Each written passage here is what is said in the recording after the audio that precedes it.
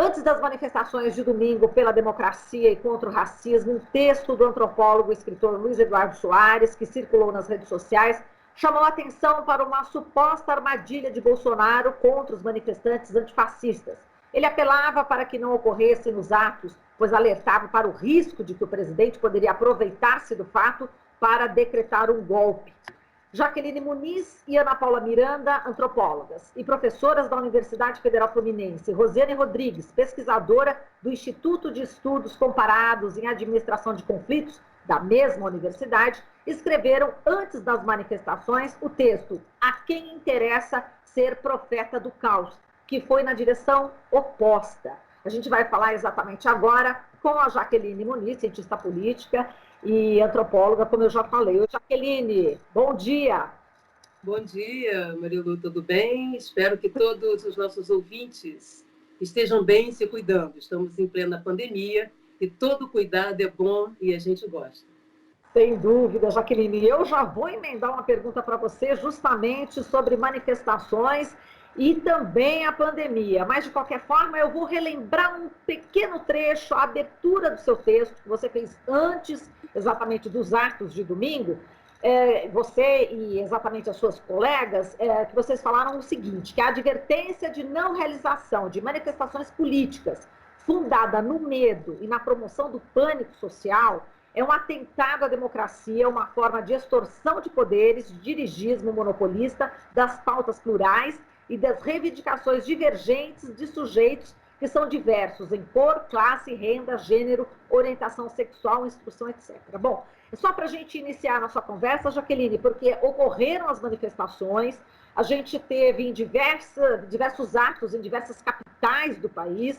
Aqui em São Paulo ocorreram praticamente 32 prisões. No Ceará houve uma pressão dos policiais em torno de uma praça onde aconteceria o ato. Só que nas demais capitais, enfim, a gente percebeu que elas realizaram, enfim, que as pessoas foram para as ruas, os atos foram realizados, não ocorreu golpe. Enfim, eu queria que você falasse sobre esse alerta que vocês fizeram, inclusive, né, de não incentivar exatamente que o antropólogo estava incentivando de não participação, né? De fato, como é que você analisa esse final de semana, hein, Jaqueline? Bom, então, a primeira coisa é que o nosso artigo é um artigo reflexivo, falando dos profetas do medo, profetas do caos. E como a construção do medo e o aparelhamento do medo, né, tem servido a discursos despóticos, autoritários, que sequestram a soberania dos sujeitos e suas formas de expressão. Portanto, é uma tutela autoritária. Não cabe a nós, pesquisadores, professores, servir de dirigistas, de chofé, de motorista de ônibus de movimentos sociais. Né? Nós podemos recomendar, né, a partir das nossas reflexões, mas sem que isso possa multiplicar, construir uma culpa antecipada nos sujeitos. O meu colega, o professor Luiz Eduardo, ele não fez propriamente um artigo, ele fez um chamamento, como um ator político que ele é. Né? Então, o nosso texto não visa respondê-lo em si, visa chamar atenção para um determinado vício, né, que se coloca também à esquerda, e é esse o perigo, desse dirigismo, dessa tutela, desse sequestro dos lugares de fala. A segunda coisa é que os movimentos sociais no país aprenderam a como se organizar, a como ir para as ruas, a como lidar com a repressão, lidar com os riscos, incluindo os riscos da Covid, não é mesmo? Então, não se pode fazer um discurso de que ao shopping você pode ir salvar o CNPJ, mas você não pode ir à rua salvar o seu CPF. Né? Até porque nos espaços públicos, né? No espaço aberto, é possível você estabelecer um controle sanitário, né? Uma vigilância, né? Digamos assim, uma segurança sanitária, como eu vi acontecer aqui no Rio de Janeiro. Então, isso é um aprendizado. Os movimentos sociais não começaram hoje, não é mesmo? Então, esse aprendizado, inclusive, com 2013, está aí. Esse é o primeiro ponto. A segunda coisa é que cabe o soldado que estavam sendo... iam fechar o Congresso, fechar, não é mesmo? Fechar o Supremo Tribunal. Parece que se dirigiram lá, como eu tenho insistido, para o Planalto, para passar um sabão, um pico naqueles generais que parecem aderir muito pouco ao que seja o ethos, o pundonor, os valores das Forças Armadas, que estão expressos na Constituição e nos seus sites oficiais. Então, é evidente que não teve golpe, esse discurso da ameaça, né, faz com que tenha alguém que seja o proprietário de manifestação social. Isso é muito típico. Aliás, eu acho que muito da nossa construção política, dos nossos atores políticos, se surpreenderam em 2013, porque se tinha uma pluralidade de organizações horizontais, autonomizadas, que se recusavam a ser representadas daquela forma monopolista, tutelar, de despachante de movimento social, não é mesmo? De celebrities de movimento social. Não, o que se via era movimentos esses, né, horizontalizados, sem hierarquia, construindo agendas. E parece que nós estamos muito pouco acostumados a experimentar essa realidade de pluralidade de lugar de fala. Aqui no Brasil parece que tudo tem que ter um dono, entendeu? Tem que ter um palco final, né? Já perceberam que as passeatas organizadas por autoridades governamentais, pelo governo, ou por governos, tá? Sejam progressistas ou não, né? Conta com toda uma infraestrutura. Já aquelas que vêm espontaneamente na sociedade, precisa desse dirigismo. Ou bem no final, tem as celebridades políticas, né? Onde o público que produz a passeata vira plateia, né? Ou então parece que tudo é um grande perigo, um grande risco. Ora, a sociedade não é tabuleiro de um xadrez jogado por meia dúzia de iluminados que podem saber e discutir os nossos destinos. Isso é autoritário. Isso é uma tradição autoritária. Correto? Então, a escolha de uma manifestação, aquelas pessoas que foram, calcularam seus riscos. O risco de sofrer uma repressão da polícia, que afinal é frequente, que vai de passeata de mulheres, manifestação de professores e de jovens, sobretudo de jovens da periferia, pretos, pobres que moram longe, eles estão acostumados, eles convivem diariamente com a repressão. Aliás, eles vivem confinados. E os confinamentos que eles vivem nas periferias, aqui, né, são confinamentos sem os recursos básicos de saúde, de segurança, de educação. Então, ninguém melhor que eles para saber o que são confinamentos, o que são riscos, o que são distanciamento social que experimentam diariamente, não como uma exceção diante de uma pandemia, mas como rotina em suas vidas. Né? São jovens que fazem escolhas difíceis o tempo inteiro para tentar sobreviver. É o medo de morrer e o medo de sobrar que eu tenho chamado a atenção. Né? Então, esses atores, a novidade é que eles foram os protagonistas deles mesmos, correto? Sem dirigismos. Né? E isso é muito importante. Quem estava na manifestação aqui no Rio, que eu pude acompanhar uma parte, né? Eram jovens da periferia. Né? Eles não têm roupa para ir à ditadura e nem foram convidados. Mas com que roupa eu vou à manifestação, eles tinham. E era bonito ver, né, que estavam ali trabalhadores precarizados da Uber, precarizados, entregadores de comida, todo mundo estava ali. A cara daquela manifestação não era uma cara de olo total, não era uma cara que passou por higienizações, não é uma cara que tem álcool gel o tempo inteiro disponível em suas mãos e sabão e água em casa. Correto? É a cara da realidade brasileira na sua pluralidade. Jovens, pretos e pardos, frequentemente excluídos da cidade, não podem, né? O tempo todo cercados, vivendo em cercos, dali para cá. Olha que interessante. E essa lógica do mando, aqui no Brasil, manifestação social tem proprietário. Mulher tem dono, preto tem dono, pobre tem dono. Né? E quando essas pessoas percebem que elas não são donas dessa realidade, elas precisam de uma arma. Por isso a arma no Brasil, né, atrai a esses que não querem perder esse lugar de posse. Posse de quem trabalha, posse de quem cria, posse de quem transforma a realidade com a juventude. Não se deve brigar com a geração que vem na frente da gente. Normalmente, ela acumulou, de um lado, a nossa experiência, né? Mas e também tem mais energia para desbravar o novo, o horizonte. Então, as passeatas, elas sofreram nas manifestações os problemas de sempre, né? Um aparato estatal ostentatório, né, ostensivo, em exagero, muitas das vezes superior à quantidade de manifestantes, como foi aqui no Rio de Janeiro. Né? No entanto, né, essa é uma experiência que todos têm no cotidiano. Qual foi a novidade? A novidade é eles terem ido para a rua, ao invés de serem, né, de baterem palmas, né, e terem seus despachantes falando por eles decidiram que eles são portadores do seu próprio discurso. E é essa democracia representativa renovada que nós temos que compreender e aprender ali na esquina. Agora, Jaqueline, em relação ao recado, né, que se é lido, né, nas ruas para o presidente Bolsonaro, parece que se acendeu aí um sinal de alerta para o presidente da República, que estava acostumado a ir ver manifestações, né, das pessoas com camiseta verde e amarela, bem menores, inclusive, do que essas que a gente viu no domingo, né? É um recado para o presidente, né? É bom ficar alerta, é isso? É um recado para todos nós. É claro que para a presidência da República é para expressão de governo deste presidente que se estrutura pelo medo. Ele fundamenta, ele constrói ameaça para vender à população proteção, que é sempre um recurso desigual. Alguns serão salvos, o resto não. É o e daí, como eu falei, né? O e daí de hoje, daí morreram 30 e tantos mil, mas o e daí, né? É a lei de Gerson atualizada. Então, essa lógica predatória é uma lógica que só funciona pautada no medo e no aparelhamento da fé das pessoas. O que essa juventude mostrou para a gente não é que eles são abusados, insurretos, né, que não gostam da ordem, não. Eles querem uma ordem em que eles façam parte da festa, correto? Eles querem entrar, comer a carninha, assar, churrasco, correto? Tem que ser a democracia é o 0800, tem que caber todo mundo. Não é o 0300 do delivery, que a gente chama, alguns pagam e ficam no conforto de suas salas e salões, decidindo os destinos da sociedade por meio de manifestos e protestos com ar refrigerado. Aliás, é bom lembrar que o AI-5 foi construído num salão que aquela manifestação do Rio de Janeiro passou em frente, no antigo Ministério da Guerra. E esse Ministério da Guerra estava cercado, porque ali é o panteão do Duque de Caxias, estava cercado, né, com cercas protetivas pela polícia do Exército, que ficou pelo lado de dentro.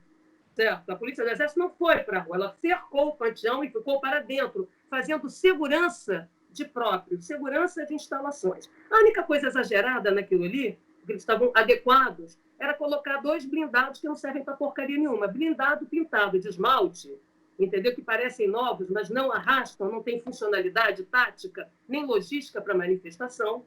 Correto? Eles não podem ser usados, porque eles não podem ser usados contra civis desarmados. O Exército é o povo em armas. Então, estava ali como um exemplo de demonstração de força não podendo ser adotado. Como é típico aqui no Brasil de colocar tanques na rua para criar um poderio de força. Lembro que a primeira dimensão de uma guerra é você abalar a força moral de seu oponente psicologicamente. E por isso você maximiza medo, multiplica ameaça para que o outro abra mão de seus direitos, abra mão de lutar. Por isso é que nós questionamos as ameaças que as pessoas possam fazer discursos contra ou a favor de manifestações sobre a sua propriedade, oportunidade, janela política de oportunidade, né? Faz parte do debate. O que não se pode é fazer uso de Leviatã, né? De um monstro, o monstro da quarentena que vai ameaçar todo mundo, como se bastou as pessoas irem para a rua, ocuparem o espaço que é delas, com as devidas seguranças coletivas e sanitárias, e foi isso que os jovens fizeram, até onde eu vi na dispersão. Tá certo? Eles mantiveram as distâncias, controlaram, né? Uma coisa é isso, outra, né, é você, né, abrir mão de uma oportunidade política de construção de uma causa, porque você vai adiar a morte, você vai adiar a dor, você vai adiar as perdas acumuladas, né? Até quando? Não é isso que se espera? Esse apassivamento, digamos assim, essa sujeição, esse mundo de cordeiros de Deus, né? Que tiram o pecado daqueles que monopolizam o discurso político. Nós temos que entender que o discurso político não é propriedade exclusiva de partido político, de ONG, de universidade, correto? De nada disso. E quando a gente começa a fazer pregação para além da reflexão, a própria ciência, como nós escrevemos no nosso texto, deixa de ser ciência para ser doutrina, para ser mais um dispositivo ideológico de destituição, né, da pluralidade de representações, da pluralidade de expressões. Né? E o que nós podemos dizer é que o recado foi positivo, né, para os jovens que conseguiram fazer, né, as suas manifestações, não foram dirigidos, não estavam ali sob tutela, né, como se eles estivessem indo para a creche, né, com o tiozão segurando, a tiozona que vai se candidatar. Né? Eles estavam ali construindo. Porque, né, é bom que os movimentos sociais se somem, é bom que os políticos dialoguem, ouçam as ruas, aprendam a ouvir as ruas e ler, para não acontecer como aconteceu em 2013. Quem tem que aprender com a realidade, né, são os nossos representantes. Né? Ao invés de ficarem cortando o pulso e sofrendo por um golpe que ainda não aconteceu, vamos intervir na realidade de maneira positiva e com esperança. Não é mesmo? Com uma construção positiva. E essa mensagem foi para tudo quanto é lugar, a começar pelo presidente. A rua não pertence ao governante. Não se pode confundir a estrutura do Estado com a estrutura de governo. A praça do povo como o céu do avião, né? Já brincava Caetano. Então é preciso que a gente lembre disso, que nós temos que aprender, sim, e abrir mão das nossas leituras folclorizadas do que é o universo popular, e do que são os pobres, os pretos, né? Para que a gente não reproduza a Casa Grande Senzala, né? Preto de salão. Né? Percebe que, às vezes, dá a impressão que todo mundo quer ser Princesa Isabel, né? Ficar isabelando o discurso alheio, que é uma questão chave. Nós precisamos lidar com o nosso problema em relação aos pobres e aos pretos no Brasil. Nós temos que buscar em nós esses preconceitos. Fazer esse esforço diário de descobrir dentro de nós onde se escondem os nossos preconceitos, né? Para trazê-los à tona e vencê-los. Né? E não é tutelando, subalternizando intelectualmente as pessoas, dizendo que elas não são capazes de. Né? Nós temos que nos somar com os nossos saberes, mas trocando saberes e práticas, e não impondo visões de mundo cujos acordos se dão, né, e o resto da sociedade só como assistência, como plateia. Essa é a questão que foi colocada. Que nós precisamos pensar que modelo de democracia é essa que cabe um. É 0,300 para poucos ou é 0,800 para todos? Então, o recado foi muito bem dado. Correto. Paz produz paz. Construção de cidadania afirma, talvez seja o nosso antídoto melhor. Né? E tem que lembrar que as pessoas que foram às ruas não foram lá, eu não fui muito clara nisso, mas acho importante dizer, elas não foram lá para romper, para serem coerentes, para se arriscarem e multiplicar a pandemia. Elas fizeram cálculos muito difíceis para estar ali, porque elas estão expostas. Aqueles jovens que estão ali fazem escolhas dificílimas. Se eles cumprirem tudo da quarentena, né, eles morrem de fome. Né? Se eles cumprirem todas as exigências de vigilância que sequer podem nos seus espaços de convivência, de moradia, eles podem ser mortos pelo tráfico, eles podem ser mortos pela milícia, que mandou abrir o comércio, que mandou voltar porque precisa arrecadar para a campanha eleitoral municipal. Olha as escolhas que essas pessoas precisam fazer entre morrer e sobrar. Diariamente é essa experimentação dessas pessoas. E são elas que nos ensinaram, né, a como agir de forma solidária. Né? A cor do Brasil é negra, precisamos empretecer a nossa conversa. Assim como precisamos tornar mais femininos os nossos papos. Né? Aqui, por exemplo, temos 2 mulheres. Isso é muito raro que aconteça, tem acontecido mais, mas ainda não é, né, frequente que 2 mulheres estejam aqui o tempo inteiro batendo papo num programa. Né? Mas sempre tem um tutor aqui. Como eu falei, no Brasil, todo mundo gosta de ser dono de alguma coisa. Dono da mulher, dono do jovem preto, dono daqueles que trabalham, dono daqueles que seguram o rojão, dono daqueles que produzem a riqueza. Quanto mais perdem o controle, né, sobre os grupos sociais, né, que se apresentam como minorias políticas, mas são maioria, mais as pessoas ficam nervosinhas à beira de um ataque de nervos. Parece um bando de generais de filme de Almodóvar, né, porque não sabem lidar com a realidade em mutação e transformação. Né? Então é isso, nós temos que ser generosos e humildes, e acima de tudo solidários. É isso aí, Jaqueline. Só para a gente terminar, uma das bandeiras é exatamente contra o racismo e, logicamente, o caso do Miguel, né, o filho da empregada, enfim, no Recife, que, né, morreu barbaramente, né, do 9º andar do prédio, enfim, estava sob aí os cuidados, entre aspas, da patroa. Foi bastante falado, foi bastante divulgado, e também foi motivo de protesto, né? Então, esse lugar, quando você fala em pretecer a nossa conversa, é isso, né? É dar luz também a casos como esse do Miguel e tantos outros, né? Exatamente. Porque às vezes as pessoas acham o seguinte, vou sentir dor pelo negro americano que morreu. Todos nós sentimos dor, porque é o ser humano.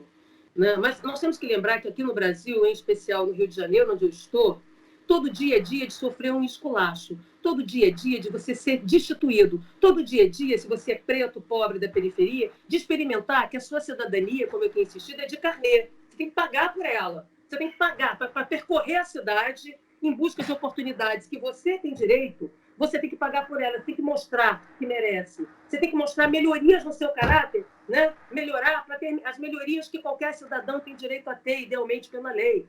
Jovem de favela, jovem de periferia, você já percebeu que não pode ficar circulando, curtindo como outro jovem, não pode ter o ócio criativo, que é a condição da juventude ser juventude, porque está com a cabeça, é a oficina do diabo, se não estiver à toa. Jovem e criança, pobre, negra, não tem idade, não tem geração, já nasce tendo que trabalhar, já nasce sendo pensada como semente do mal. E é esse esculacho cotidiano, que não é só a polícia quem dá, são os nossos olhares, é a patroa, correto? Que ainda trata né, os seus funcionários, como as figuras de Debré que a gente via na época colonial, que ia jogar um osso de galinha para a criança comer, achar que já fez muito em pôr no elevador, correto? Não ter esse cuidado humano. Isso é a naturalização do racismo estrutural.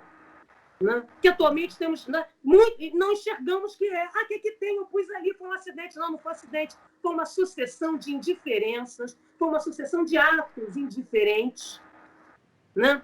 Quando você não reconhece o outro como igual, não há necessidade de ter cuidado e nem de garantir os direitos do outro. O outro é simplesmente uma engrenagem. Olha, eu ainda fiz muito, porque eu recebi essa criança aqui na minha casa. Eu contratei a mulher para trabalhar. Não é para vir com criança e comer e me dar despesa e gastar o meu tempo. Percebe? Então, essas construções, né, levam a gente a perceber o que eu tenho insistido, que, claro, não sou só eu, meus colegas têm produzido sobre isso, aqueles que vieram antes de mim, é que a liberdade no Brasil, nesse Brasil desigual, racista, né, preconceituoso, é que a liberdade é uma liberalidade para cima. A pessoa fica liberada para cima para fazer o que bem entende. O status quo é isso. E a igualdade é sempre para baixo, nivelando para baixo. De modo que as pessoas para baixo não tenham individualidade, subjetividade, não tenham vontade própria, tá certo? Tem que seguir, né, o patrão bonzinho. Então, por isso que eu falo, vai da manifestação em que as pessoas querem ser donas, proprietárias, ter posse. Você precisa ter posse. Entendeu? Agora eu estou podendo. Isso está podendo dar nisso aí. Né? O que essa nossa juventude mostrou, que eles não estão dispostos, entendeu? A voltar para o caixão, a ir para o caixão, não estão dispostos a ir para o pelourinho e não estão dispostos a voltar para o armário. Eles não estão dispostos a ter uma madeira sobre a cabeça deles, sobre os corpos deles. E é por aí que a gente vai transformar. Transformar reconhecendo que está na hora de nós buscarmos em nós isso aí. Essa branquitude não é algo que existe, é algo politicamente construído. Né? E temos que lembrar isso. Hoje eu me orgulho de entrar na universidade, dar aula para metade da minha turma que não é não branca. Quando eu entrei na faculdade, tinha 2 colegas negros. Quando eu fui para o doutorado, para o mestrado, tinha 1 colega negro. Correto? E se a gente não se perguntar, ao chegar num bar, ao chegar no mercado, ao chegar na escola, ao chegar num prédio, gente, cadê os negros? Né? Onde é que estão os não pagos? Se a gente achar que é natural, é o lugar que a gente vai não ter, entendeu? Então a gente está avançando muito pouco, nós somos reféns desse medo. E aí fica difícil. De que medo você vai correr? Medo do crime? Medo da milícia? Entendeu? Medo dos profetas do caos, que depois vendem as suas consultorias? Medo de um presidente que fomenta o caos, fomenta o medo para continuar manipulando as pessoas pela fé? Então, o medo não...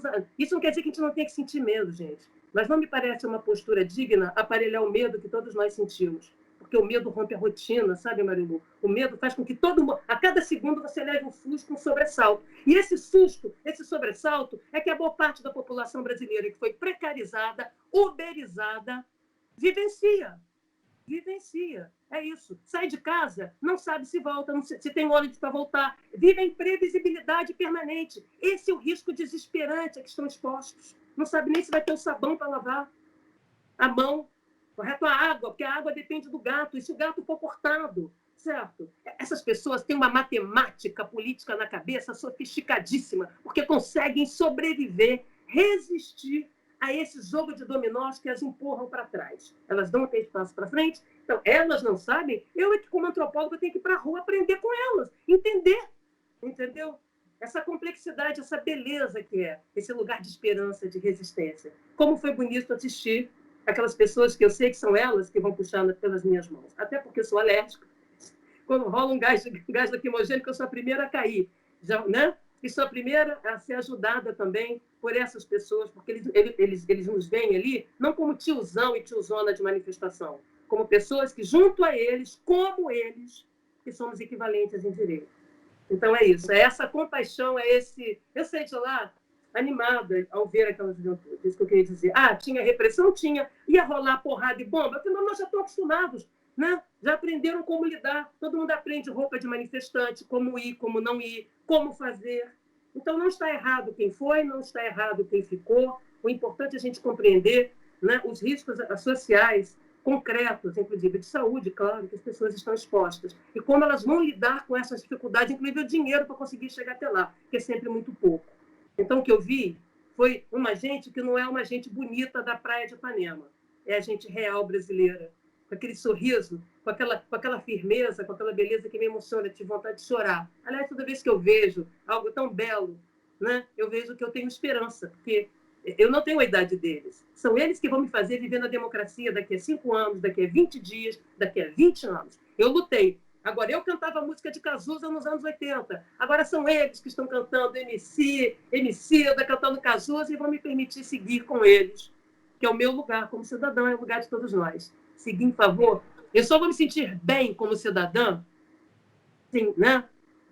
Quando a gente vence, e vencendo gradualmente, né? Todo dia um pouquinho, esse racismo, essa raiva de pobre, que é uma raiva de nós. Eu não quero ter raiva de mim. Eu quero que a dignidade siga comigo. Eu quero gostar de mim. E assim que eu vi, é esse amor, essa paixão que eu pude ter daqueles jovens lá. Me deu vontade de seguir lutando, ajudá-los a reconstruir esse país. E eu, como eu já disse, eu estou pronta. Eu estou sempre disse, eu estou pronta para ajudar essas pessoas que querem reconstruir o país, para elas também. Muito bem, Jaqueline, vamos à luta. E a gente agradece demais aqui a sua participação, sempre com muita energia e com bastante fé e positivismo, né? Assim, da gente ter dias melhores, né? Com essa galera cada toda. Dia a gente constrói. Cadê o golpe? Vai ser difícil, querida. Dar golpe é muito trabalho. Tá certo? Eu não tenho roupa para ir para a ditadura, não fui convidada e não irei. Então, eu tenho roupa para existir como cidadã. Tá certo? Não fui convidada para o clube VIP da ditadura. Então, eu tenho que ir para o 0800 da democracia. Você entendeu como é que é? E junto comigo, e junto com eles, né? Em vez de ser junto comigo, eu junto com eles. É por aí, a gente não tem roupa para isso, não. E golpe dá muito trabalho. Se a gente não gosta de serviço, se a gente não gosta de serviço, a gente gosta de privilégio. Correto? Quero ver, né? Garantir um golpe em escala, como o Brasil, com os recursos que tem. Está difícil. A brincadeira não é como eles pensam, não. E ficar brincando de bicho-papão, achando que a gente está em casa como urso de pelúcia. Não é assim. Né? E não será. Certo? E podemos fazer isso com paz. A paz vence com paz. Com certeza. Obrigada, Jaqueline. Um super beijo para você, viu? Até a próxima. Vocês também, muito obrigada pela oportunidade. Claro, vamos seguir nos cuidando, porque todos nós precisamos e a vida de todos nós importa, de cada um. Não somos números. E não adianta o presidente nos esconder os números, porque sabemos contar as nossas vidas e há outras formas de registro. Muito bem. Essa foi a Jaqueline Muniz, cientista política, antropóloga, especialista em segurança pública da Universidade Federal Fluminense. Você está ouvindo Jornal Brasil Atual. As notícias que os outros não dão.